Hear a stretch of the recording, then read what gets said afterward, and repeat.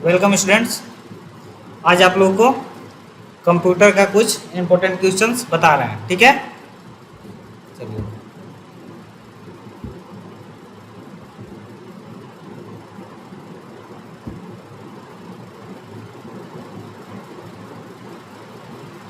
इस प्रेजेंटेशन के माध्यम से कंप्यूटर का मोस्ट इम्पोर्टेंट क्वेश्चन पूछा जा रहा है, जो कि IITI या किसी भी कॉम्पिटिटिव एग्जाम के लिए महत्वपूर्ण होता है। ये सारे क्वेश्चंस कॉम्पिटिटिव एग्जाम्स में पूछे जाते हैं, ठीक है। तो ये पहला क्वेश्चन है आपका, कंप्यूटर का जनक किसे कहा जाता है? Who is the father of computer? Computer के पिता कौन है, ठीक है। तो ये ऑप्शंस दिए हुए हैं, ए होलेरिथ, बी मैकमिलन, सी बिल गेट्स और डी चार्ल्स बेबेज। तो इसमें से इसका सही जवाब कौन सा है? सर चार्ल्स बेबेज, ठीक है। कंप्यूटर के जनक चार्ल्स बेबेज हैं, ठीक है। बिल गेट्स क्या है? बिल गेट्स जो है कि माइक्रोसॉफ्ट कंपनी के मालिक हैं, ठीक है। जो माइक्रोसॉफ्ट कंपनी यानी कि विंडोज माइक्रोसॉफ्ट एक सॉफ्टवेयर है, सॉफ्टवेयर डेवलप करने का कंपनी है, उसके मालिक कौन है? बिल गेट्स है, ठीक है। पहला क्वेश्चन का जवाब सही क्या है? चार्ल्स बेबेज, ठीक है। सेकंड क्वेश्चन, कंप्यूटर का दिमाग किसे कहा जाता है? ठीक है, बताइए कंप्यूटर का दिमाग किसे कहा जाता है? ऑप्शन है A software, B monitor, C CPU और डी हार्डवेयर। सही जवाब इसका है CPU, ठीक है, बिल्कुल सही जवाब। नेक्स्ट क्वेश्चन, सही जवाब है CPU, सी। CPU को कंप्यूटर का दिमाग बोला जाता है। देखिए यहाँ पे स्क्रीन में भी आपका दिख रहा है CPU, उसके ऊपर दिमाग बनाया गया है कि ताकि आपका माइंड में सेट हो जाए। CPU ये बॉक्स जो दिख रहा है ना, इसको जनरली हम लोग CPU बोलते हैं, लेकिन CPU के अंदर में, ठीक है, CPU के अंदर में क्या होता है कि किट लगे हुए रहते हैं, ठीक है। प्रोसेसर लगा हुआ रहता है, रैम लगा हुआ रहता है, मेमोरी यूनिट लगा हुआ रहता है। मेमोरी यूनिट क्या करता है? CPU को दिमाग क्यों बोला जाता है? जैसे हम लोग का दिमाग है, मनुष्य का दिमाग होता है ना, ये इसके ऊपर मनुष्य का दिमाग लगा हुआ है, कंप्यूटर का दिमाग वो नहीं, वैसा नहीं होता है, ठीक है।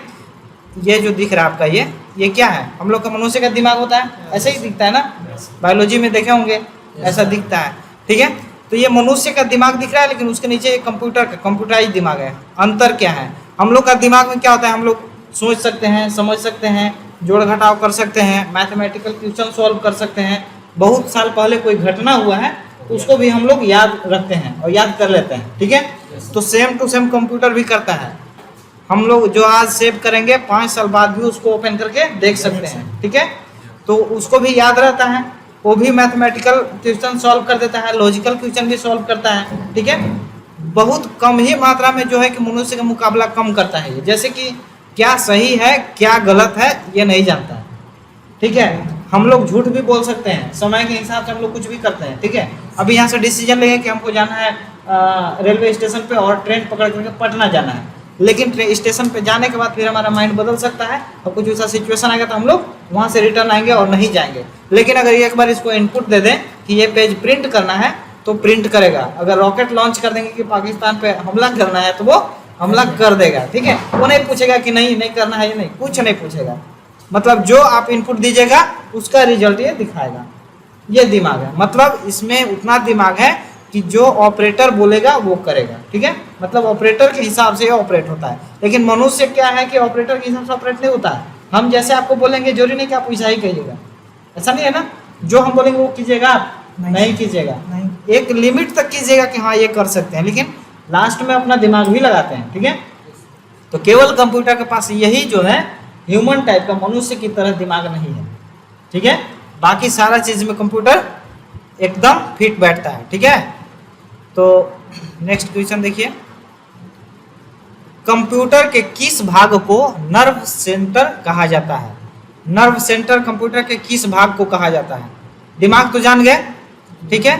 अब इसका आंसर देखिए, A hardware, B software, C programs और D control unit.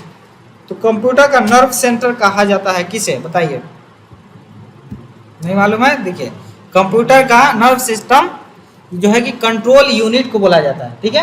Control unit क्या होता है? कंट्रोल यूनिट भी CPU के अंदर होता है। कहाँ होता है? CPU के अंदर। ये बॉक्स आपका CPU है, ठीक है। सीपीयू के अंदर 3 पार्ट्स होते हैं, सीयू, एएलयू और एमयू। ठीक है, क्या क्या होता है? सीयू, एएलयू एंड एमयू, ये 3 भाग होता है। तो कंट्रोल यूनिट जो दिखा रहा है ये सीयू, जिसको शॉर्टकट में बोलते हैं। कंट्रोल यूनिट को शॉर्ट में क्या बोला जाता है? सीयू बोला जाता है। और सीयू का क्या काम होता है? सीयू क्या करता है? किसी भी जो आप इनपुट इसको दे रहे हैं उसको कंट्रोल करता है। जैसे कि हम कॉपी किए, पेस्ट करेंगे, ठीक है, तो ये क्या हुआ? कंट्रोल करने का कार्य हो रहा है। ठीक है, कॉपी पेस्ट करेंगे या फिर आप उसको कट करके, सपोज दैट सिस्टम में कोई डाटा रखा हुआ है, उसको कट किए या कॉपी किए, उसको अपने पेन ड्राइव में लेना है। ठीक है, तो ये सारे चीज़ को कंट्रोल कौन करता है? Control unit. ठीक है, कंट्रोल यूनिट का काम है कंट्रोल करना, यानी कि नर्व सिस्टम की जैसा काम करता है। ठीक है,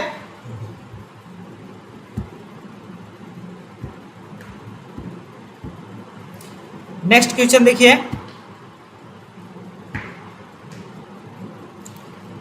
एक निब्बल कितने बिट के बराबर होता है?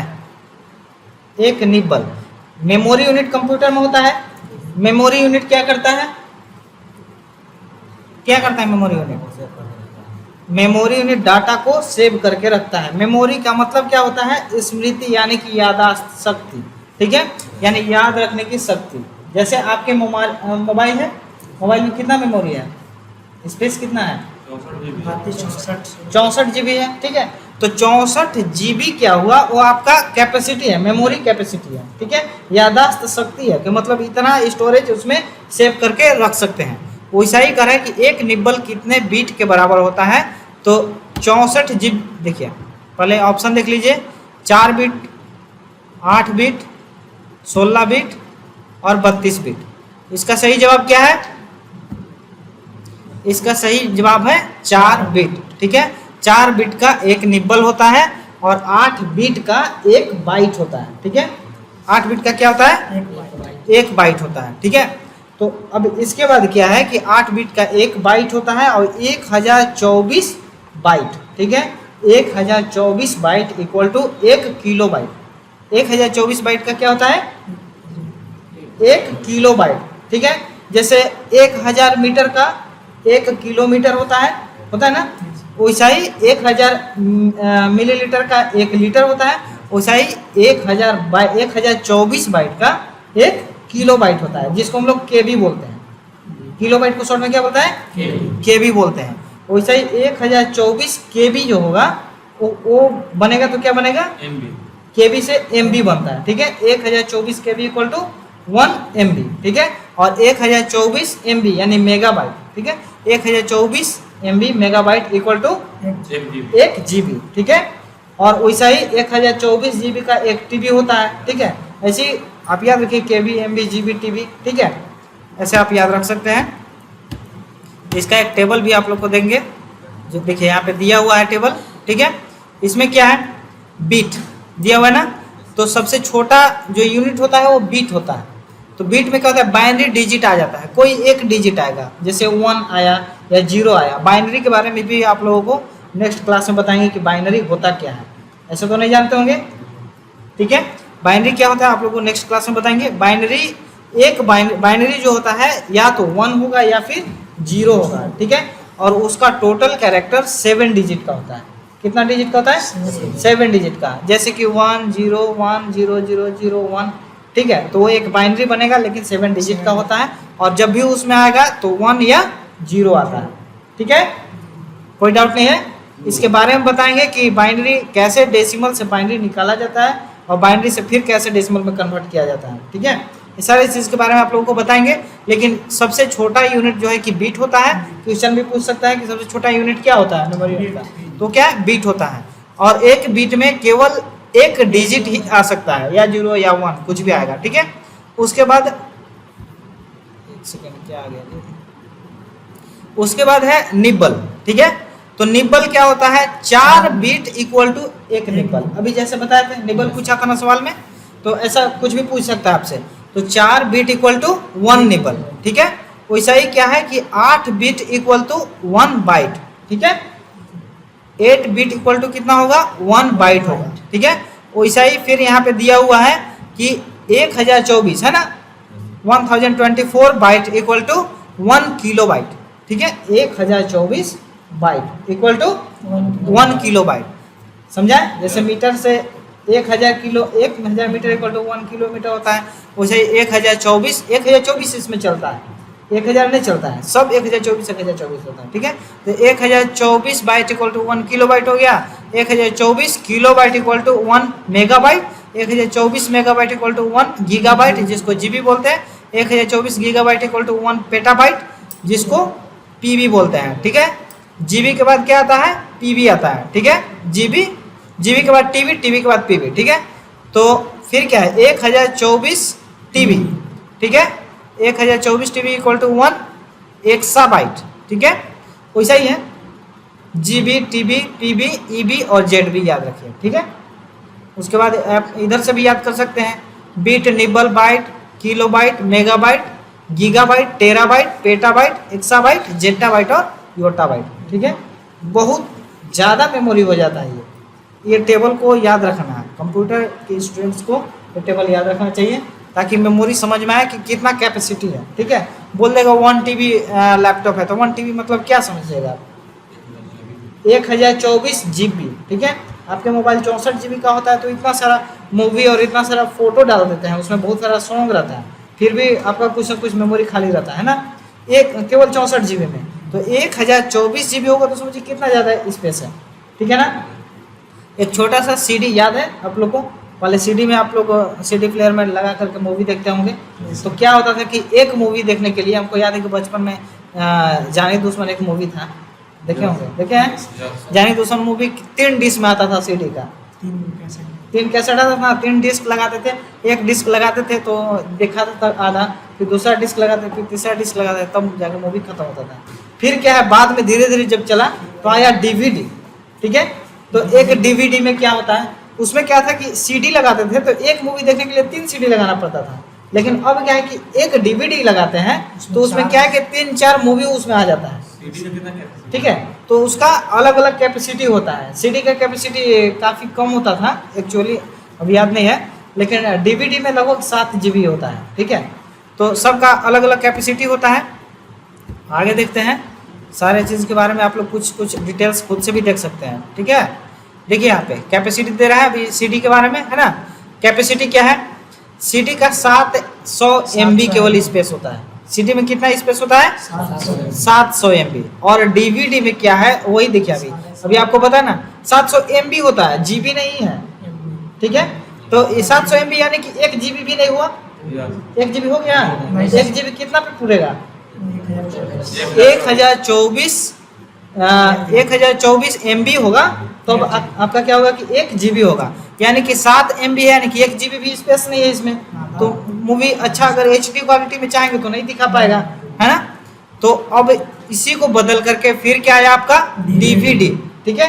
तो DVD में क्या है कि इससे ज़्यादा कैपेसिटी होता है, CD से ज़्यादा कैपेसिटी। अब देखिए इसमें क्या है, 4.7 GB यानी कि लगभग 4.5 GB हो गया, ना, 4.5 GB हो गया, है ना। यानी कि 5 GB लगभग, मान लीजिए 5 GB से लेकर 17 GB तक का DVD कैपेसिटी वाले आ गए हैं DVD, ठीक है। तो उसमें क्या है कि आप देख सकते हैं कि अब जब 4 GB है और इसमें 700 MB है, तो 4 GB में तो कम से कम तो 4-5 मूवी आ जाएगा ना, 1 GB का, ठीक है। कैपेसिटी MP4 का तो आ जाएगा, ठीक है। और 17 GB का है अगर DVD, तो और भी ज़्यादा आ जाएगा आपका उसमें मूवी, ठीक है। समझ में आ रहा है। फिर इसके बाद भी एडवांस एक आता है ब्लू रे डिस्क, ठीक है, जो कि DVD से भी ज़्यादा कैपेसिटी वाला होता है, ठीक है। इसमें क्या होता है कि 50 GB तक इसका कैपेसिटी होता है, 50 GB। तो इसमें और भी ज़्यादा आ सकता है, जहाँ इसमें 5 मूवी आएगा वहाँ इसमें 50 मूवी आ सकता है, ठीक है ना, आ सकता है। तो कैपेसिटी समझ में आ रहा है किस टाइप से मेमोरी या कंप्यूटर का कैपेसिटी होता है, ठीक है। पहले के ज़माने में जो मोबाइल रहता था 1 GB या 2 GB का मेमोरी एक्सटेंशन लगा देते हैं, है ना। अब क्या है कि 64 GB का लगता है, वैसे ही लैपटॉप में भी है, ठीक है। 500 GB होता था पहले, अब 1 TB हो गया, ठीक है। 1 TB का भी स्पेस होता है। तो ये सारी चीज़ स्पेस क्या है, इस टेबल को याद रखने से आप लोग को अच्छी तरह से समझ में आएगा। और एग्जाम्पल के लिए आपको CD का एग्जाम्पल लिए, जो कि अच्छा से समझ में आया, है ना। CD से आपको समझ में आ गया, एक CD से आपका एक मूवी क्यों नहीं देख पाते थे हम लोग, है ना। एक जाने तो सब मूवी जो देखते थे वो पुराना ही आ पाता था ना, क्योंकि स्पेस जो इसमें था कम था, 700 MB। ठीक है, समझ में आ रहा है? आप लोग नए हैं फिर भी एग्जाम्पल के जरिए समझाने से समझ में आएगा। कोई डाउट होगा तो पूछ सकते हैं। ठीक है, ये टेबल को आप लोग को दे देंगे PDF में, और इसे आप लोग पढ़ लीजिएगा एक बार फिर से। फिर ये तो नेक्स्ट क्वेश्चन और आंसर दोनों ही आ गया। चलिए देख लीजिए क्या है, कंप्यूटर साक्षरता दिवस कब मनाया जाता है?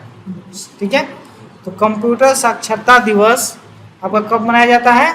2 दिसंबर को। चलिए आंसर आ गया आप लोग के लिए, बहुत अच्छी बात है। 2 दिसंबर को कंप्यूटर साक्षरता दिवस मनाया जाता है। क्यों मनाया जाता है पता है? नहीं पता है, बताते हैं।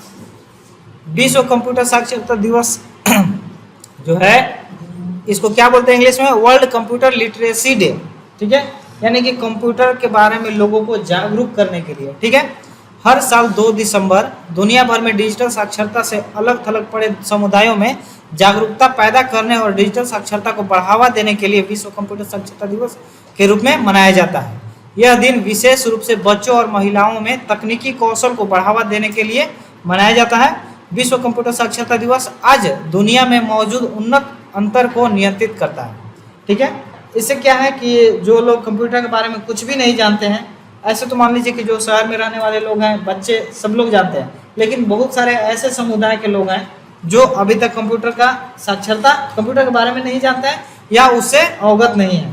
ठीक है, तो इसलिए लोगों को जागरूक करने के लिए विश्व क्या है कि कंप्यूटर साक्षरता दिवस मनाया जाता है। ठीक है, इस दिन की शुरुआत मूल रूप से भारतीय कंप्यूटर कंपनी NIIT का नाम तो सुने होंगे, ठीक है, द्वारा 2001 में अपनी 20वीं वर्षगांठ के अवसर पर की गई थी। विश्व कंप्यूटर साक्षरता दिवस पहली बार 2001 में 2 दिसंबर को मनाया गया था। ठीक है, क्लियर?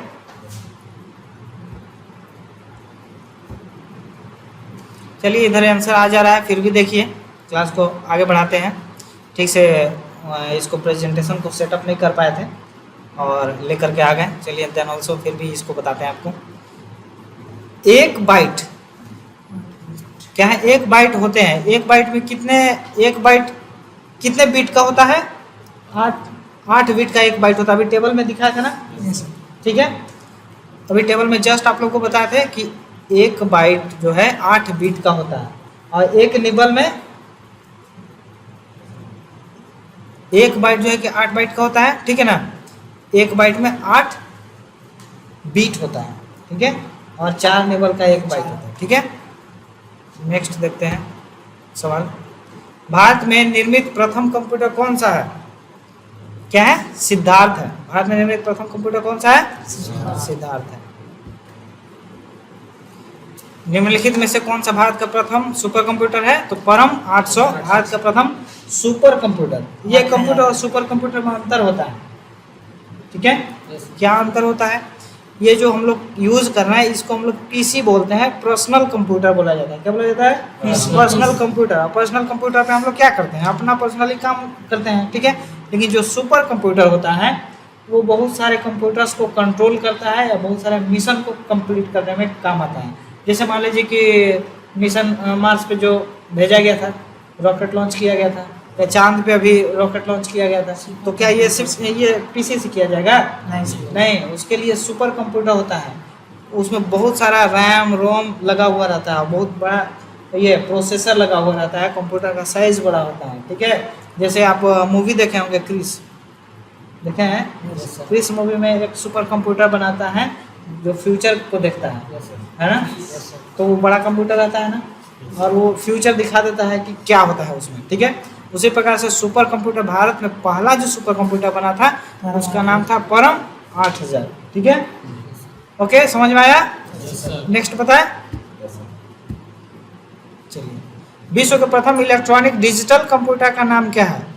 प्रथम इलेक्ट्रॉनिक डिजिटल कंप्यूटर। ठीक है, यानी कि पहला इलेक्ट्रॉनिक विद्युत से चलने वाला डिजिटल कंप्यूटर का नाम क्या है? ये बताइए, कोई जानते हैं? प्रथम इलेक्ट्रॉनिक डिजिटल कंप्यूटर इनायक है। क्या है? इनायक। ठीक है, electronic Numeric Integrator and calculator. इसका फुल फॉर्म क्या होता है?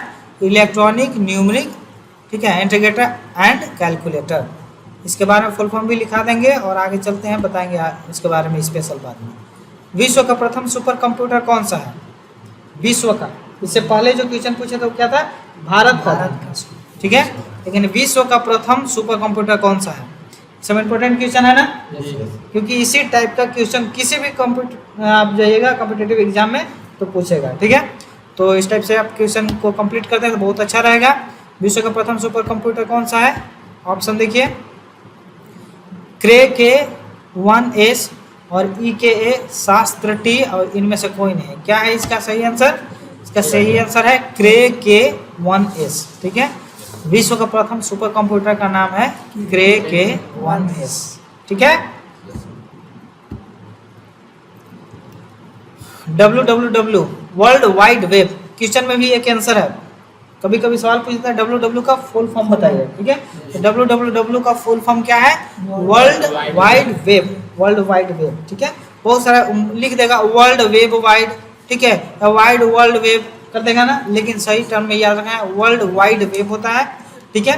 पहला क्वेश्चन का आंसर भी आपको इस टाइप का क्वेश्चन आता है। और नेक्स्ट क्वेश्चन आप देखिए, इसका जो बोल रहा है कि वर्ल्ड वाइड वेब का आविष्कारक कौन है? कौन इसका खोज किया था, कौन इसको बनाया है, ठीक है। तो इसका ऑप्शन है बिल गेट्स बनाया है, बी में टिम बर्नर्स ली, और सी एडवर्ड कास्नर, और डी रोजर बिन्नी। इसका सही जवाब क्या है? सही जवाब बी है, Tim Berners Lee. www world wide web के आविष्कारक कौन है? टिम बर्नर्स ली, ठीक है। याद रखना है इसको, ये बहुत ही इंपॉर्टेंट क्वेश्चन है, ठीक है ना। वर्ल्ड वाइड वेब का जो खोज के थे क्या? टिम बर्नर्स ली, इसको याद रखिए, क्योंकि अभी जो आने वाला आपका एग्जाम है कंप्यूटर का, ये इसमें भी आपका पूछा जाएगा। ITI का भी जो एग्जाम होता है इसमें भी पूछा जाता है। नेक्स्ट क्वेश्चन है, द्विधारी पद्धति अथवा बाइनरी पद्धति में किसका प्रयोग किया जाता है? द्विधारी पद्धति या बाइनरी पद्धति में किसका प्रयोग किया जाता है? इसमें पहले भी आप लोग को बताए हुए हैं, थोड़ा सा दिमाग पे जोर डालिएगा तो पता चल जाएगा। पहला ऑप्शन है 0 तथा 9 और 1 तथा 2, ठीक है, और 0 तथा 1 और 1 तथा 9। तो इसमें से सही ऑप्शन क्या है? 0 तथा 1। 0 तथा 1 की यूज किया जाता है। बाइनरी कोड जो यूज करते हैं हम लोग 0 और 1 ही होता है उसमें, ठीक है। 7 डिजिट होता है। या जो थ्योरी कभी आएंगे तो आप लोग पूछेगा सवाल, इसके बारे में हम स्पेशल बताएंगे, ठीक है। तो बाइनरी क्या होता है, निकालेंगे कैसे, आपको सॉल्व करके दिखाएंगे, या फिर नेक्स्ट वीडियो में भी आप लोग बता सकते हैं, ठीक है। नेक्स्ट क्वेश्चन है, पहली कंप्यूटर भाषा कौन सी विकसित की गई थी?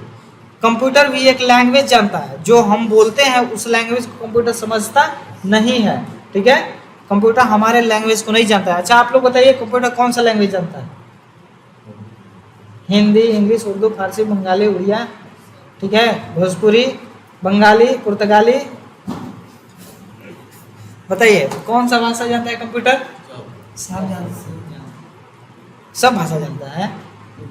Computer doesn't know any type of language, ठीक है। Computer knows only one language, that is called binary number language, और मशीन लेवल लैंग्वेज, और लो लेवल लैंग्वेज, ठीक है, और 0,1 लैंग्वेज। कंप्यूटर केवल एक ही भाषा जानती है, उसको हम लोग बाइनरी नंबर लैंग्वेज बोलते हैं। क्या बोलते हैं? ठीक है, या फिर उसको 0,1 लैंग्वेज बोल सकते हैं, या मशीन लेवल लैंग्वेज बोल सकते हैं, या उसी को बोलते हैं कि लो लेवल लैंग्वेज बोला जाता है, ठीक है। तो कंप्यूटर, पहली कंप्यूटर भाषा कौन सी विकसित की गई थी ये पूछ रहा है। ये सवाल दूसरा है, लेकिन हम इसमें आया इसलिए पूछ दिए। पूछ रहा है कि पहली कंप्यूटर भाषा, कंप्यूटर का जो भाषा अभी और भी चेंज हो चुका है, अब का जो भाषा है कंप्यूटर का वो हाई लेवल लैंग्वेज है। क्या है? हाई लेवल लैंग्वेज है। तो हाई लेवल लैंग्वेज क्या होता है, ये सारे चीज़ के बारे में आप लोग को बताया जाएगा। अभी पूछ रहा है कि पहली कंप्यूटर भाषा कौन सी है, ठीक है। ऑप्शन देखिए, बेसिक, क्या पास्कल, और फोर्ट्रॉन, और कोबोल। बताइए इसका सही जवाब क्या है? इसका सही जवाब है फोर्ट्रॉन, ठीक है। फोर्ट्रॉन है कंप्यूटर का पहली भाषा जो विकसित की गई थी, वो है फोर्ट्रॉन, ठीक है। आगे और भी बताएंगे कंप्यूटर के भाषा के बारे में, जो कि आज जिसके माध्यम से प्रोग्राम करके ये सब बताया जाता है। जैसे मान लीजिए सपोज दैट अभी हम कंट्रोल P मारते हैं तो कंट्रोल P से प्रिंट होता है पेज, ठीक है। तो ये हम कंट्रोल P जानते हैं, मारने के लिए मार दिए, और कंप्यूटर भी समझ गया, लेकिन उसे तो कोई ना कोई तो डेवलप किया है ना, तो उसको डेवलप कंप्यूटर साइंस के जो ये होते हैं साइंटिस्ट होते हैं या इंजीनियर्स होते हैं, कंप्यूटर साइंस पढ़ के बना जाता है, तो वो सब उसको डिजाइन करते हैं। वो किस प्लेटफॉर्म पे डिजाइन करते हैं, तो उसके लिए हाई लेवल लैंग्वेज का यूज़ किया जाता है, जो कि होता है आपका एक सेकंड बता रहे हैं जी, हाई लेवल लैंग्वेज में जैसे कि जावा हो गया, जावा स्क्रिप्ट हो गया, या प्रोग्रामिंग सी है, C++ है, ठीक है। वेबसाइट डिजाइन करने के लिए HTML है, जावा स्क्रिप्ट, ये सारे प्रोग्रामिंग लैंग्वेज के लिए होता है, ठीक है। तो ये प्रोग्रामिंग के बारे में भी बताएंगे स्पेशल, आपको बहुत सारी चीज़ बता रहे हैं, बहुत सारी चीज़ को बोल रहे हैं कि बताएंगे, ठीक है। तो ऐसे ऐसे चीज़ जो आप लोग को पूछना होगा, या फिर क्लास में जैसे क्वेश्चन आएगा उसमें उसका जवाब भी देंगे, ठीक है। नेक्स्ट देखते हैं, कंप्यूटर में प्रयुक्त आईसी का फुल फॉर्म होता है इंटीग्रेटेड सर्किट, ठीक है। चिप किसके बने होते हैं, आईसी जो चिप होता है किस चीज़ का बना हुआ रहता है, मिट्टी का, लोहा का, तांबा का, पीतल का, किस चीज़ का। ऑप्शन तो पूछेगा, silica, chromium, iron oxide, option है सिलिकॉन, ठीक है। सिलिकॉन से बना हुआ रहता है, इसको सिलिकॉन चिप भी बोला जाता है। क्या बोला जाता है, सिलिकॉन चिप भी बोला जाता है, या आईसी बोला जाता है, इंटीग्रेटेड सर्किट बोला जाता है, ठीक है। तो इसके बारे में ये सिलिकॉन चिप का जो है ये छोटा छोटा किट होता है जो कि कंप्यूटर में लगा हुआ रहता है। कोई भी इलेक्ट्रॉनिक डिवाइस निकालिएगा छोटा छोटा किट लगा हुआ रहता है, ठीक है, सिलिकॉन चिप से बना हुआ रहता है। आगे चलते हैं और भी इसके बारे में बताएंगे। दो टाइप का चिप होता है, जर्मेनियम ट्रांजिस्टर और सिलिकॉन चिप जो होता है, ठीक है। ये सब चीज़ के बारे में बताएंगे आपको। कंप्यूटर में यही सब चीज़ लगा हुआ है ना, ट्रांजिस्टर लगा हुआ है, चिप लगा हुआ है, कैपेसिटर लगा हुआ है, रजिस्टर लगा हुआ है, सब चीज़ के बारे में बताएंगे। और आप लोग स्टूडेंट्स भी है, ये क्या कहते हैं, इलेक्ट्रीशियन के हैं, ये सब चीज़ पढ़ना ही है ना। और आपके टीचर बताएंगे भी। निम्नलिखित में से कौन विश्व का पहला लैपटॉप कंप्यूटर बाजार में लाया, निम्नलिखित में से कौन विश्व का पहला लैपटॉप कंप्यूटर बाजार में लाया पर्सनल यूज के लिए, ठीक है। माइक्रोसॉफ्ट कंपनी, या क्या है, लैपलिंग, ट्रैवलिंग सॉफ्टवेयर हैक, हैवलेट पैकर्ड और इप्सन। इसका सही जवाब क्या है, डी, इप्सन। सबसे पहले जो कंप्यूटर बाजार में लाया वो है इप्सन, ठीक है। नेक्स्ट, माइक्रोसॉफ्ट कंपनी के संस्थापक कौन है। अभी जस्ट आपको फर्स्ट वीडियो में के स्टार्ट में ही बताए थे, माइक्रोसॉफ्ट कंपनी के संस्थापक कौन है, बिल गेट्स हैं, ठीक है। ऑप्शन देखिए, पहले ही आ गया, आप क्या कीजिएगा, A Bill Gates, B Paul Allen, C Steve Jobs और डी ए और बी। बिल गेट्स हैं, लेकिन यहाँ पे कंडीशन है, माइक्रोसॉफ्ट कंपनी के संस्थापक कौन है ना। तो देखिए इसका जो है ए और बी दोनों है, ठीक है, बिल गेट्स और पॉल एलन दोनों हैं, लेकिन इसमें क्या है, ठीक है, इसके बारे में आप लोगों को बताएंगे। दोनों मिल करके फर्स्ट टाइम जो है कि माइक्रोसॉफ्ट कंपनी का स्थापना किया था, ठीक है, फिर बाद में अलग हो गया, ठीक है। तो इसके बारे में बताएंगे आप लोग को। एट प्रेजेंट अभी जो है बिल गेट्स है, ठीक है। नेक्स्ट, भारत में सिलिकॉन वैली कहाँ स्थित है, ठीक है, इसी जगह को बोला जाता है सिलिकॉन वैली। तो सही जवाब इसका दीजिए, ऑप्शन बताते हैं आपको। चेन्नई को बोला जाता है, कोलकाता को बोला जाता है, बेंगलुरु को बोला जाता है, या हैदराबाद को बोला जाता है। सिलिकॉन वैली किसे बोला जाता है, इसका सही जवाब है बेंगलुरु, बिल्कुल सही है। भारत में सिलिकॉन वैली बेंगलुरु को बोला जाता है, ठीक है। चलिए नेक्स्ट क्वेश्चन, ईमेल का आविष्कार किसने किया। सवाल इंपॉर्टेंट है ना, सब चूज किया हुआ। ईमेल का आविष्कार किसने किया, ईमेल का यूज जानते हैं ना। ईमेल के माध्यम से हम लोग क्या करते हैं, खाना बनाते हैं ना, तो क्या करते हैं, हाँ बताइए, जोर से बोलिए। ईमेल के माध्यम से हम लोग मेल करते हैं, ठीक है। जैसे पहले के ज़माना में जो है कि अपना सूचना या इन्फॉर्मेशन या खबर पहुंचाने के लिए एक किसी आदमी को भेजा जाता था, ठीक है, वहाँ पर बैठता टपक टपक करके जाता और वहाँ जाके सूचना देता था, ठीक है। उसके बाद जो है कि कबूतर के गला में बांध करके भेज दिया जाता था, है ना, ऐसा देखे होंगे फिल्म में, ठीक है। उसके बाद फिर क्या आया, चिट्ठी लिखते थे, पोस्ट ऑफिस के माध्यम से लेटर जाता था ना। फिर उसके बाद क्या किया, मोबाइल में मैसेज लिख करके भेजने लगे, जिसको हम लोग SMS कहते हैं, है ना। तो SMS भेजने लगे। और अब इंटरनेट के माध्यम से जो भेजा जाता है मेल, उसको ईमेल बोलते हैं, ठीक है। तो इसका खोज किसने किया, ये सवाल है, ठीक है। ईमेल का आविष्कार किसने किया, ठीक है, समझ में आ रहा है। ईमेल से हम लोग भी मेल ही करते हैं, किसी को सूचना ही देते हैं, ठीक है। तो उसका कुछ भी किसी प्रकार की सूचना दे सकते हैं, कोई डाटा किसी को सूचना देना है या लेटर भेजना है, कुछ भी करना है, सब चीज़ आप इसमें भेज सकते हैं। तो ऑप्शन देखिए किसने किया, रे टॉमलिंसन, टिम बर्नर्स ली और टिमोथी बिल, और डी है लिंकन गोलिट्सबर्ग। इसका सही जवाब क्या है, रे टॉमलिंसन, ठीक है। ईमेल का आविष्कार किसने किया, रे टॉमलिंसन, ठीक है। और एक और सवाल अभी आपसे पूछा था, WWW का आविष्कार किसने किया था, टिम बर्नर्स ली, ठीक है। इसको माइंड में रखिए आप लोग, क्योंकि क्वेश्चन जरूरी है, पढ़ना जरूरी है, क्वेश्चन बहुत इंपॉर्टेंट है, सब छोड़ना नहीं है, वीडियो को देखना अच्छा से। कंप्यूटर के माउस का आविष्कार किसने किया था, माउस सबसे इम्पोर्टेंट आविष्कार है ना। माउस के ही माध्यम से ना हम लोग इसमें माउस को, ये माउस पॉइंटर जो मूव कर रहा है, इसको क्या बोलते हैं, माउस पॉइंटर बोलते हैं। क्या बोलते हैं, माउस पॉइंटर बोला जाता है, ठीक है।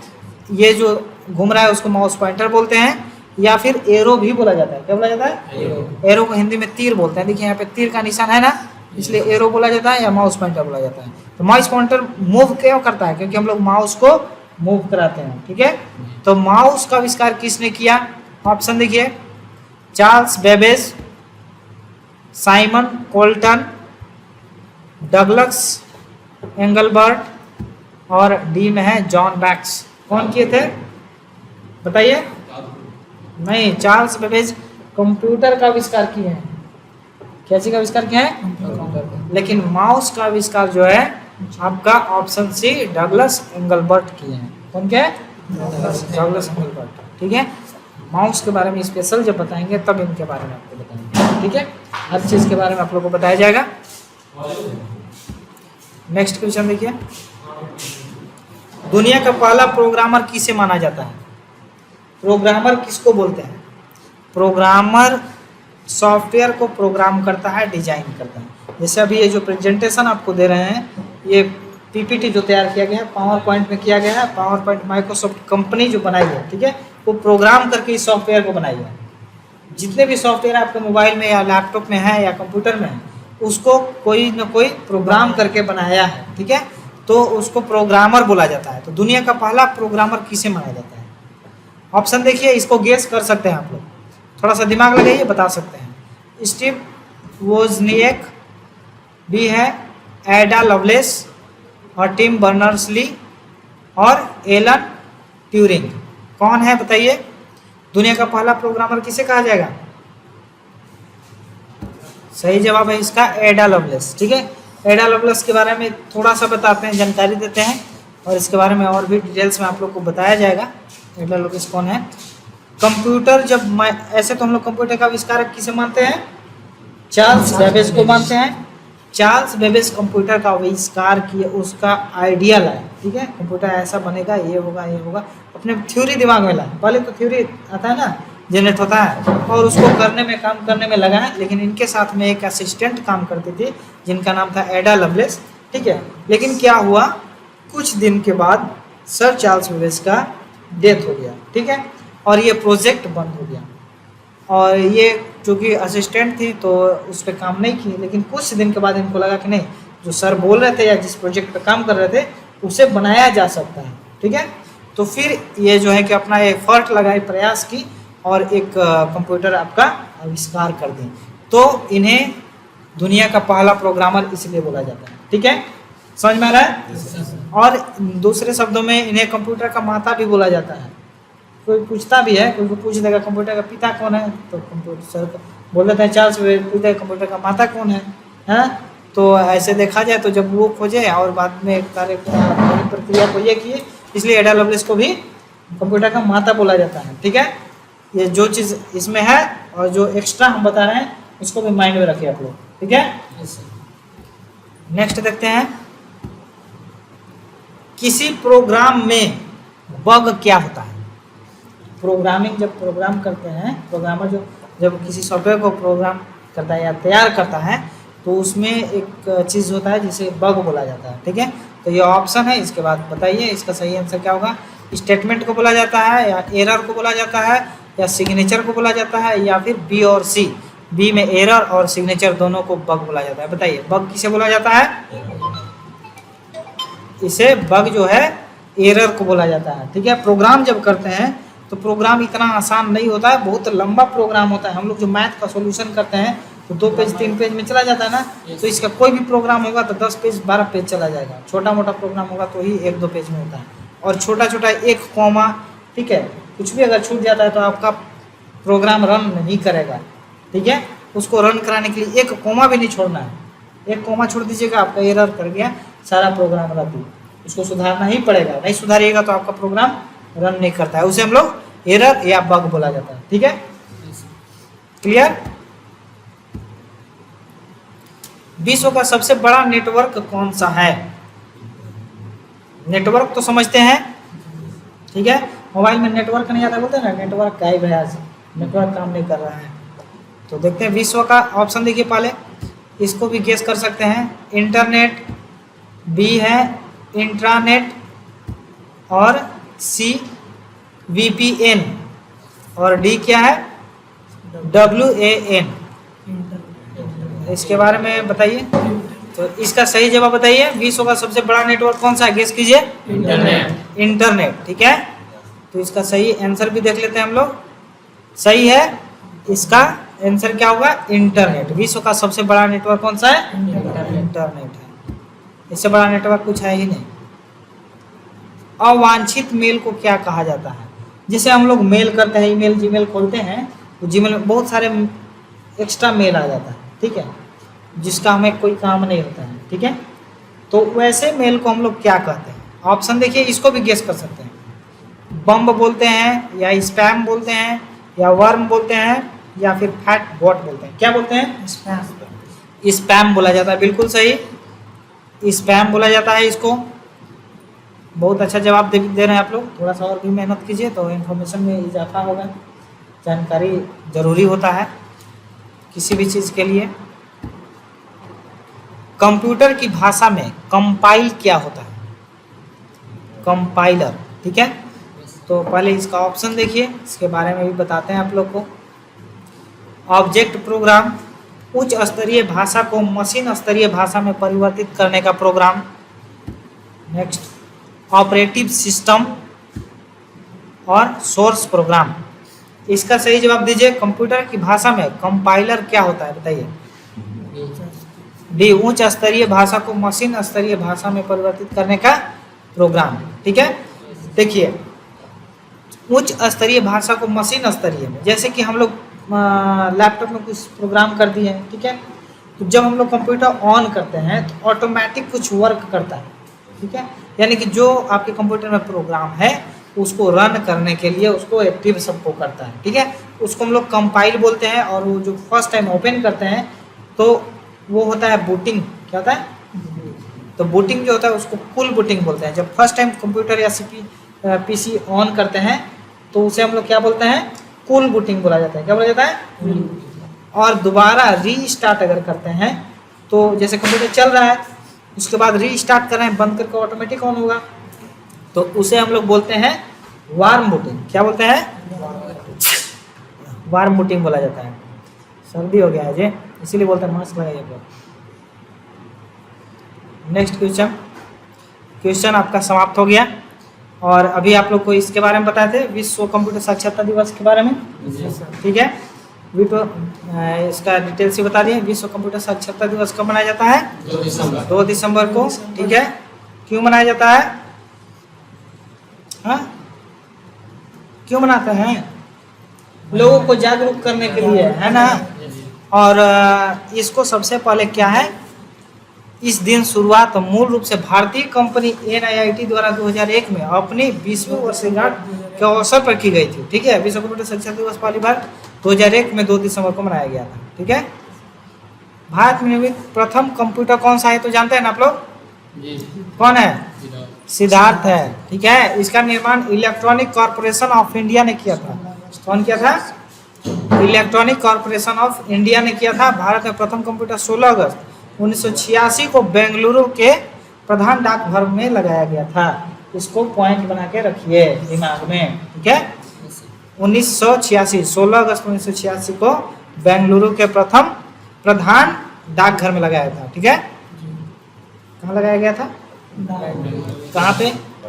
बेंगलुरु के प्रधान डाकघर में लगाया गया था। ठीक है, विश्व का प्रथम सुपर कंप्यूटर क्रे K1S था, जो कि 1979 में बनकर तैयार हुआ था। इसे अमेरिका के क्रे रिसर्च कंपनी ने बनाया था।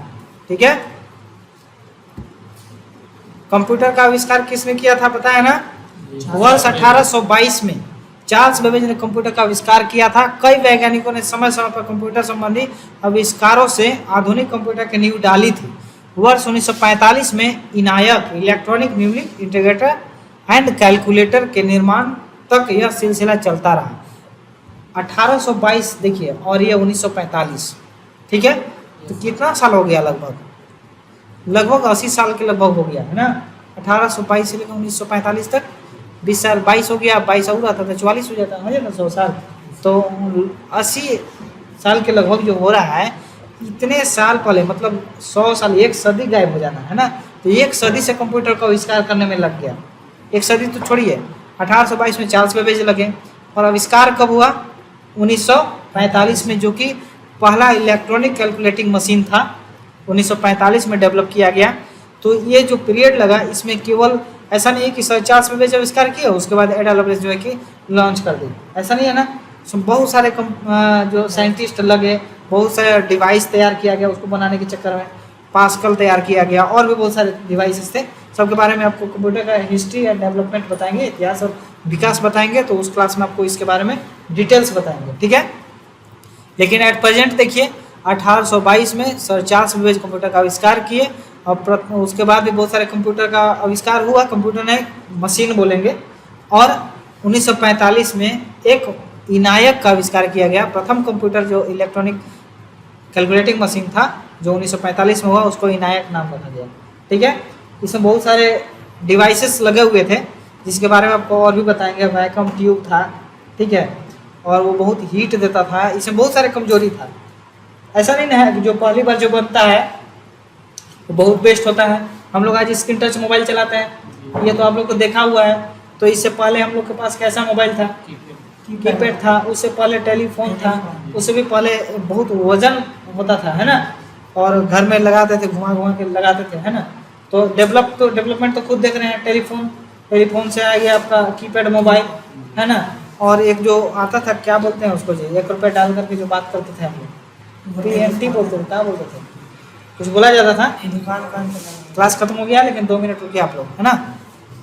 तो उसमें क्या है कि इस टाइप का डेवलपमेंट देखे हम लोग, अपने आंखों से देखे हुए हैं। उसी टाइप से कंप्यूटर का भी था। ऐसा नहीं है कि डायरेक्ट कंप्यूटर आपके पास आ गया और लैपटॉप बन गया, है ना। इनायक जो बना था, इसमें क्या कमी था बताते हैं। फर्स्ट कंप्यूटर जो इनायक था, उसमें वैक्यूम ट्यूब लगे हुए थे।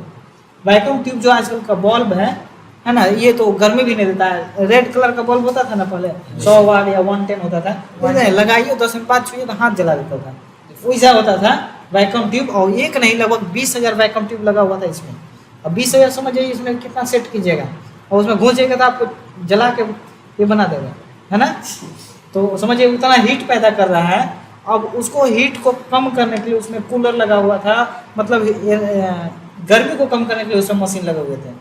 और क्या है, जो कंप्यूटर था बहुत दूर में, लगभग 1600 स्क्वायर फीट में लगा हुआ था। ठीक है, हाँ जी, इनायक की बात कर रहे हैं आपको। और इनायक का जो वजन था वो लगभग 32 टन था। कितना था? 32 टन। ठीक है, 1 क्विंटल में कितना केजी होता है? 100 केजी होता है। ठीक है, तो और 1 टन में तो वजन समझिए कितना उसका होता है ना, बहुत ज़्यादा। 32 टन थोड़ा थोड़ी हुआ। जब ये कंप्यूटर, मान लीजिए अभी तो हम लोग यूज़ करते हैं कंप्यूटर को, प्रिंट मारते हैं तुरंत प्रिंट आ जाता है ना, जो बोलते हैं टाइप करते हैं आ जाता है। लेकिन उस जमाने जो इनायक था, उसमें जो हम लोग रिसर्च करते थे या कुछ भी इंटर करते थे, इनपुट देते थे, तो उसको रिजल्ट आने में इतना टाइम लगता था कि आप इनपुट डालिए और उसके बाद चाय नाश्ता करके आइए, उसके बाद दिखाएगा आपको रिजल्ट। ठीक है, इतना स्लो कंप्यूटर था। और जब इतना डिवाइस उसमें लगा हुआ था तो समझिए कि जब वो चलता था कंप्यूटर तो इतना इलेक्ट्रिसिटी खींचता था तो पूरा सिटी का जो वोल्टेज था ना एकदम डिम हो जाता था, एकदम डिम। समझ गए ना?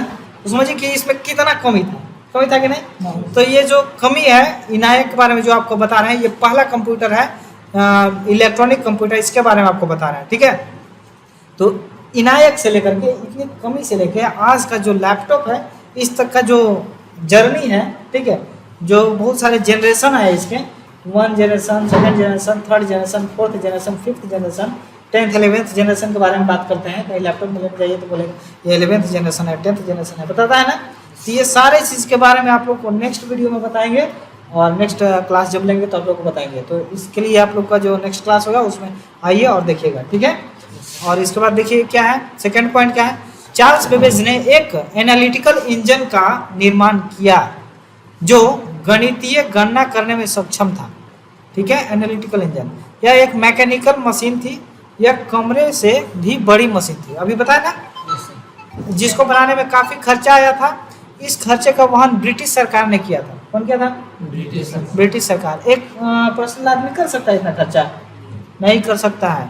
इसलिए अभी भी कुछ भी आविष्कार होता है तो उसमें गवर्नमेंट जो है कि सपोर्ट करती है।